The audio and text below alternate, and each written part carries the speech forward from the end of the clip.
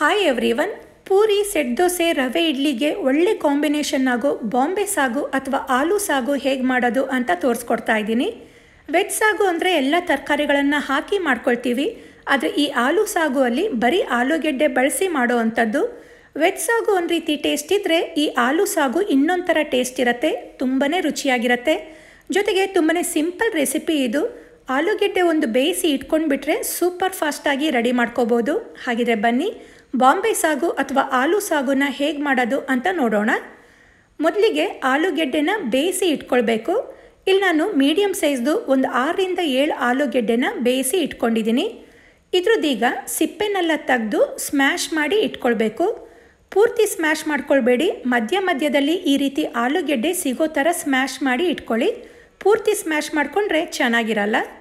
ಈಗ ಒಂದು ಬಾಣಲಿಯಲ್ಲಿ 4ರಿಂದ 5 ಟೇಬಲ್ ಸ್ಪೂನಷ್ಟು ಎಣ್ಣೆನ ಹಾಕ್ಕೊಂಡಿದ್ದೀನಿ. ಎಣ್ಣೆ ಕಾದ್ಮೇಲೆ ಅರ್ಧ ಟೇಬಲ್ ಸ್ಪೂನಷ್ಟು ಸಾಸಿವೆ, ಅರ್ಧ ಟೇಬಲ್ ಸ್ಪೂನ್ ಜೀರಿಗೆ, ಹಾಗೆ 1 ಟೇಬಲ್ ಸ್ಪೂನ್ ಕಡಲೆಬೇಳೆ, 1 ಟೇಬಲ್ ಸ್ಪೂನಷ್ಟು ಉದ್ದಿನಬೇಳೆ ಹಾಕಿ ಫ್ರೈ ಮಾಡ್ಕೊಳ್ಬೇಕು. ಸಾಸಿವೆ ಎಲ್ಲ ಸಿಡಿದು ಕಡಲೆಬೇಳೆ ಉದ್ದಿನಬೇಳೆದು ಸ್ವಲ್ಪ ಕಲರ್ ಚೇಂಜ್ ಆಗೋ ತನಕ ಫ್ರೈ ಮಾಡ್ಕೊಂಡ್ಮೇಲೆ ಅರ್ಧ ಇಂಚಷ್ಟು ಶುಂಠಿನ ಈ ರೀತಿ ಚಿಕ್ಕದಾಗಿ ಹೆಚ್ಕೊಂಡಿದ್ದೀನಿ, ಅದನ್ನು ಹಾಕಿ ಹಾಗೆ ಹೆಚ್ಕೊಂಡಿರೋ 4 ಹಸಿಮೆಣಸು, ನಂತರ ಸ್ವಲ್ಪ ಕರಿಬೇವನ್ನು ಹಾಕಿ ಶುಂಠಿದು ಹಸಿ ವಾಸನೆ ಹೋಗೋ ತನಕ ಫ್ರೈ ಮಾಡ್ಕೊಳ್ಬೇಕು.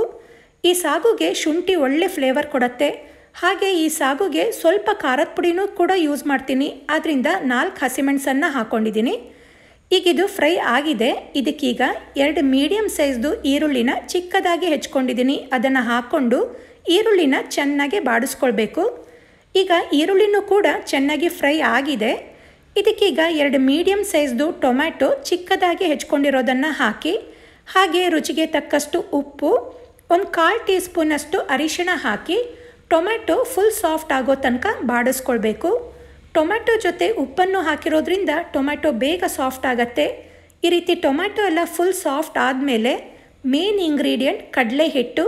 ಇಲ್ಲಿ ನಾನು 2 ಟೀ ಸ್ಪೂನಷ್ಟು ಕಡಲೆ ಹಿಟ್ಟನ್ನು ತೊಗೊಂಡಿದ್ದೀನಿ. ಇದಕ್ಕೆ ಸ್ವಲ್ಪ ನೀರನ್ನು ಸೇರಿಸಿ ಚೆನ್ನಾಗಿ ಮಿಕ್ಸ್ ಮಾಡ್ಕೊಳ್ಬೇಕು. ಈ ರೀತಿ ಸ್ವಲ್ಪನೂ ಗಂಟಿಲ್ದಾಗೆ ಮಿಕ್ಸ್ ಮಾಡ್ಕೊಂಡ್ಮೇಲೆ ಇದನ್ನು ಮಾಡ್ಕೊಂಡಿರೋ ಒಗ್ಗರಣೆಗೆ ಸೇರಿಸಿ ನಂತರ ಒಂದು ಅರ್ಧ ಟೀ ಸ್ಪೂನಷ್ಟು ಖಾರದ ಪುಡಿ ಹಾಕಿ ಕಡಲೆ ಹಿಟ್ಟಿಂದು ಹಸಿ ವಾಸನೆ ಹೋಗೋ ತನಕ ಫ್ರೈ ಮಾಡ್ಕೊಳ್ಳಿ. ಈ ಸಾಗುಗೆ ಟೇಸ್ಟ್ ಬರೋದೇ ಈ ಕಡಲೆ ಹಿಟ್ಟನ್ನು ಹಾಕೋದ್ರಿಂದ, ಮತ್ತು ಈ ಸಾಗುಗೆ ತಿಕ್ನೆಸ್ ಕೂಡ ಕೊಡತ್ತೆ. ಕಡಲೆ ಹಿಟ್ಟಿಂದು ಹಸಿ ವಾಸನೆ ಎಲ್ಲ ಹೋದ್ಮೇಲೆ ಸ್ಮ್ಯಾಶ್ ಮಾಡಿ ಇಟ್ಕೊಂಡಿದ್ದ ಆಲೂಗೆಡ್ಡೆನ ಹಾಕೊಳ್ಳೋಣ. ಈ ಆಲೂಗೆಡ್ಡೆನೆಲ್ಲ ಒಗ್ಗರಣೆ ಜೊತೆ ನೀಟಾಗಿ ಹೊಂದ್ಕೊಳ್ಳೋ ಹಾಗೆ ಮಿಕ್ಸ್ ಮಾಡ್ಕೊಳ್ಬೇಕು. ಇವಾಗಿದು ನೀಟಾಗಿ ಮಿಕ್ಸ್ ಆಗಿದೆ. ಈಗ ಇದಕ್ಕೆ 1 ಕಪ್ಪಷ್ಟು ನೀರನ್ನು ಹಾಕಿ ಮಿಕ್ಸ್ ಮಾಡ್ಕೊಳ್ಬೇಕು.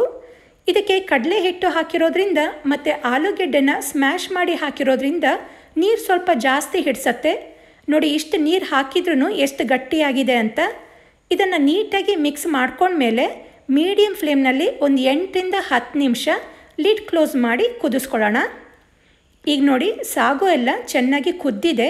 ಈಗ ಫ್ಲೇವರ್ಗೆ ಒಂದು ಅರ್ಧ ಟೀ ಸ್ಪೂನಷ್ಟು ಗರಂ ಮಸಾಲ ಪೌಡರ್ ಮತ್ತು ಹೆಚ್ಕೊಂಡಿರೋ ಕೊತ್ತಂಬರಿ ಸೊಪ್ಪನ್ನು ಹಾಕಿ ಚೆನ್ನಾಗಿ ಮಿಕ್ಸ್ ಮಾಡಿ 1 ನಿಮಿಷ ಕುದಿಸ್ಕೊಂಡ್ರೆ ಪೂರಿ, ಸೆಟ್ ದೋಸೆ, ರವೆ ಇಡ್ಲಿಗೆ ಒಳ್ಳೆ ರುಚಿ ಕೊಡೋ ಬಾಂಬೆ ಸಾಗು ರೆಡಿಯಾಗತ್ತೆ. ಎಷ್ಟು ಸಿಂಪಲ್ ಆಗಿದೆ ಅಲ್ವಾ ಈ ರೆಸಿಪಿ. ಜಾಸ್ತಿ ಇಂಗ್ರೀಡಿಯೆಂಟ್ಸ್ಗಳೇನೂ ಬೇಡ, ಮನೆಯಲ್ಲೇ ಇರುವಂಥ ಸಾಮಗ್ರಿಗಳನ್ನು ಬಳಸಿ ಮಾಡೋ ಅಂಥದ್ದು. ಹಾಗೆ ಅಷ್ಟೇ ರುಚಿ ಇರುತ್ತೆ. ನೀವು ಕೂಡ ಟ್ರೈ ಮಾಡಿ ಹೇಗಿತ್ತು ಅಂತ ಕಮೆಂಟ್ ಮಾಡಿ ತಿಳಿಸಿ. ಈ ರೆಸಿಪಿ ನಿಮಗೆ ಇಷ್ಟ ಆಗಿದ್ದರೆ ವಿಡಿಯೋಗೆ ಲೈಕ್ ಕೊಡಿ, ಶೇರ್ ಮಾಡಿ. ನನ್ನ ಚಾನಲ್ನ ಸಬ್ಸ್ಕ್ರೈಬ್ ಮಾಡಿಲ್ಲ ಅಂದರೆ ಈಗಲೇ ಸಬ್ಸ್ಕ್ರೈಬ್ ಮಾಡ್ಕೊಳ್ಳಿ. ಹಾಗೆ ಇನ್ನೂ ಹೊಸ ರೆಸಿಪಿಗಳಿಗೆ ನನ್ನ ಚಾನಲ್ನ ಫಾಲೋ ಮಾಡೋದನ್ನು ಮರಿಬೇಡಿ. Thank you.